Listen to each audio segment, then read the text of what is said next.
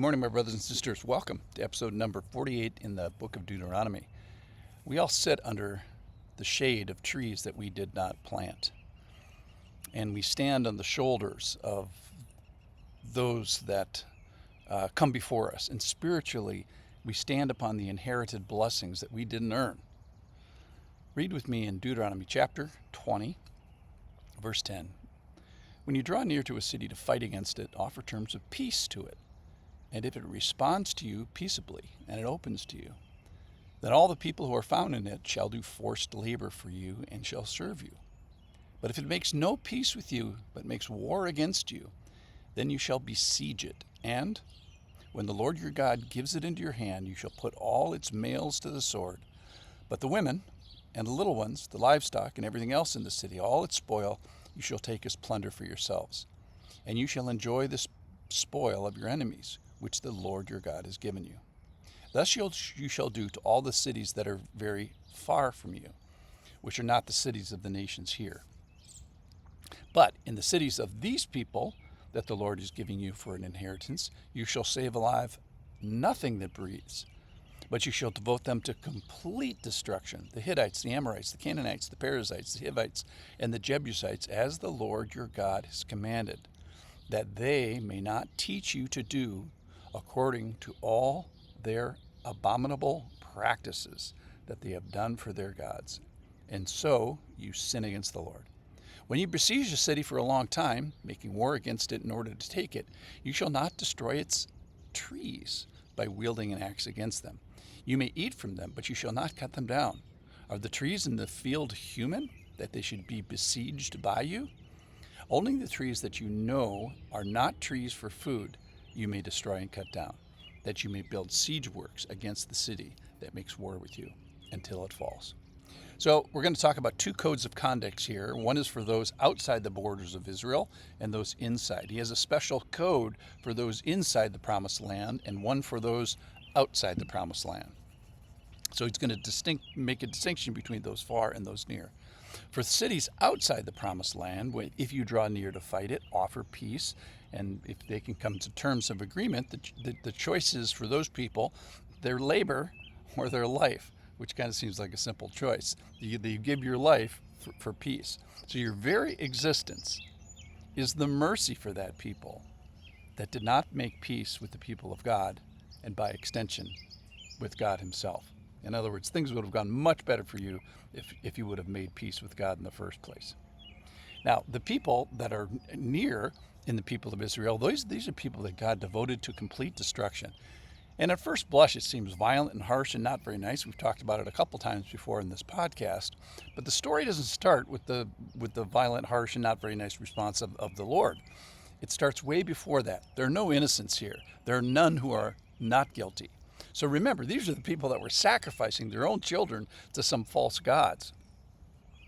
And this takes us back to the concept of harem, which is destruction to an evil and deserving people group. So why does God do it? Well, he's going to eventually demonstrate his hesed, which is another term for his faithfulness, his kindness. And now both are to an undeserving and evil people group. So we must unpalatably watch God devote an evil people group to the destruction so that God can make a pure people to set his love upon, and in them so doing to demonstrate his hesed and his faithfulness to this undeserving people group. So this people, by setting aside the law of Moses and setting aside a relationship with God, is to be rightly set apart for destruction.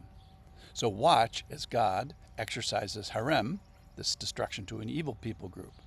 And then why? So why does God have to destroy these people? Well, eventually, so that he could come and get you. So he does this whole thing with harem and devoting them to destruction, eventually so that the story could be that he demonstrates his love for you. So as for you, he says to the people as they're besieging, don't sin against the Lord by disobeying this command for the people occupying this land. And he says, don't be short-sighted with regards to the trees. Build siege works with non-fruit-bearing trees. In other words, don't destroy the means of production. So Israel here gets to inherit trees that they did not plant, cities that they did not build, orchards and vineyards and crops that they did not plant, houses that they did not fill. That's from Deuteronomy 6:9 and this passage. So in other words, they stand on the shoulders that are not their own. So the conclusions today is that spiritually, we too stand upon inherited blessings that we did not earn. And it's pictured this with this Israel inheriting the crops, vineyards, cities, full houses, and yes, even trees that they didn't plant. So this is a favor that is undeserved by them.